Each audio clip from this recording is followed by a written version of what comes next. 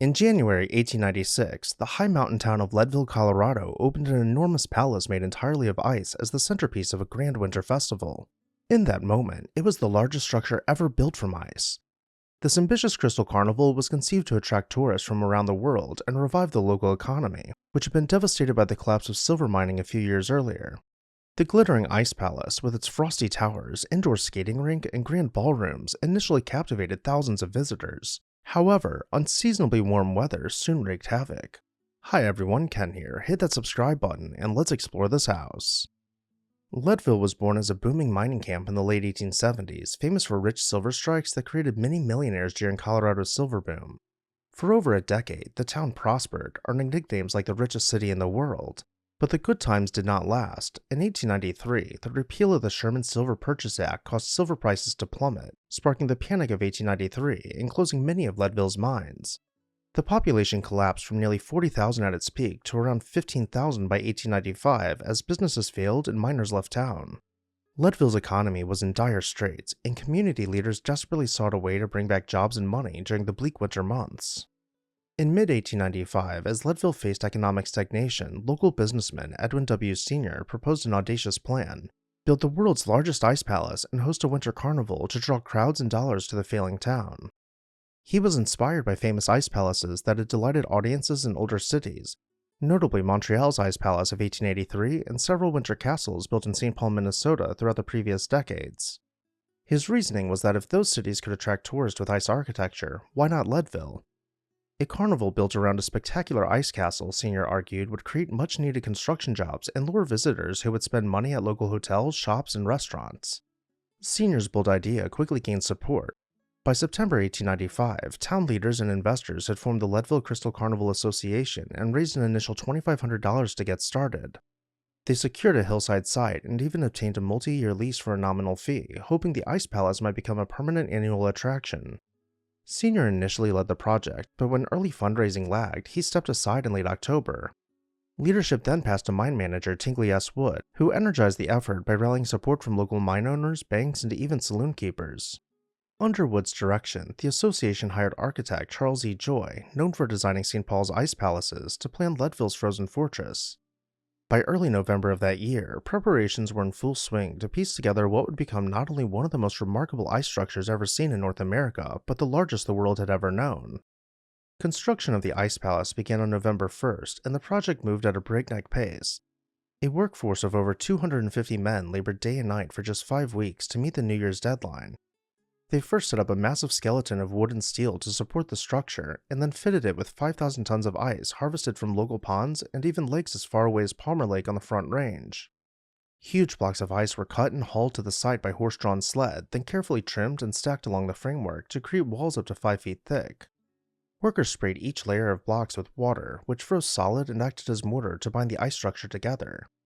Despite Leadville's high altitude, an unseasonably warm spell in early December brought daytime temperatures over 60 degrees Fahrenheit, forcing builders to throw canvas tarps over the half-finished palace to protect it from melting. Even with these challenges and mounting cost, the crews managed to finish the palace in just 36 days, barely in time for its grand opening on New Year's Day 1896. The completed Ice Palace was truly monumental. Designed in the style of a Norman medieval castle, its floor space occupied an area of over 5 acres.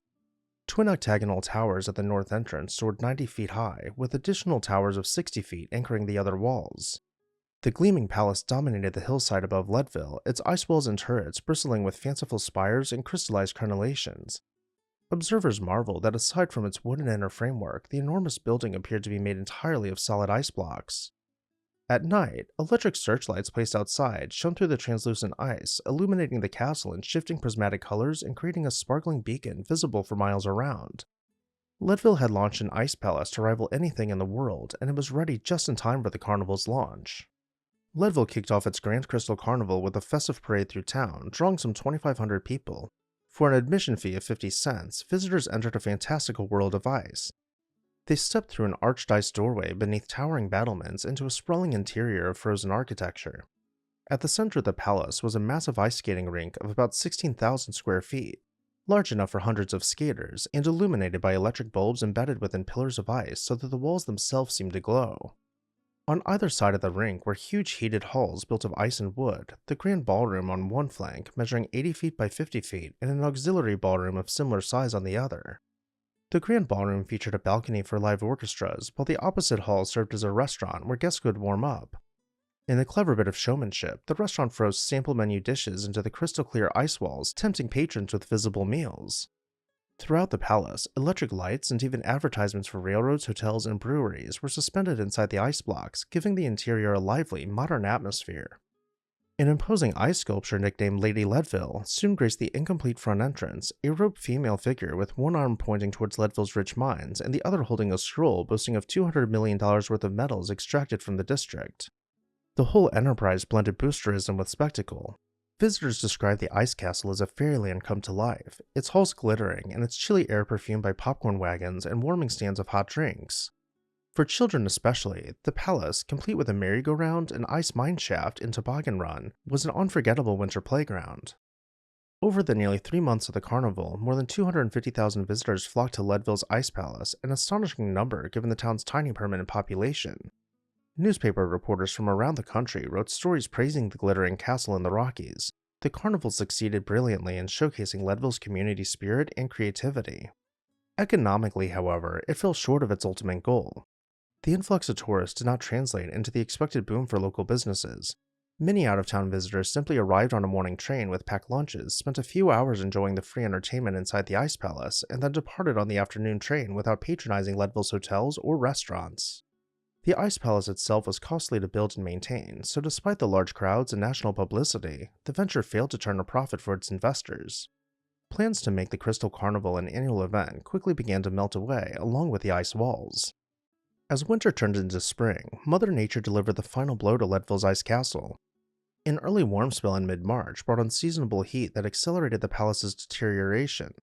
The giant icicles and frosty carvings started dripping away, and cracks opened in the once solid ice ramparts.